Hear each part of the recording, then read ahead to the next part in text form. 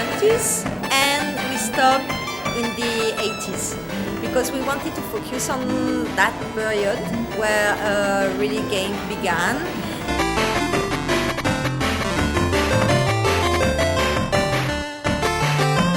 A lot of people talk about retro gaming, a lot of people bring it up in pop cultural references. Maybe there's a cabinet here, a cabinet there, a console here, a console there.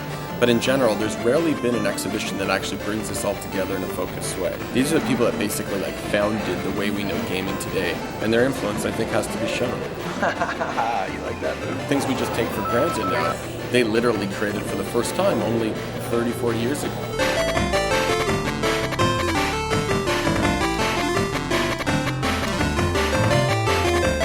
So important to know where we are coming from because we all use digital device every day, all the time, but we perhaps don't know really how fast was this evolution of technology.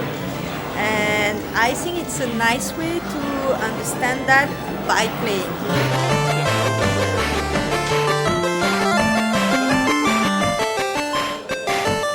So we have created Rampage meets virtual reality.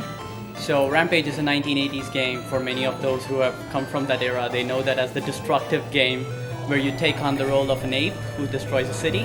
So we replace the ape with a Yeti and you play as the Yeti destroying buildings and choppers around you.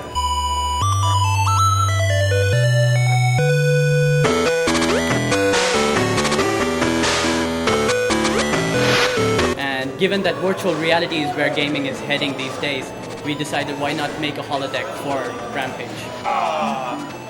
Son of a bitch. You know, it's like going back in the past, like baseball cards or something, where it's like you don't have the chance to have seen something, but you've heard about it. You know, what was the early Sega like? What was an Odyssey like? What were the early cabinets like? What was the first Nintendo like?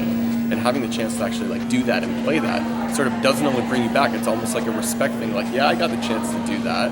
Almost the same way as where you pick up some really, really sick vinyl from the 80s.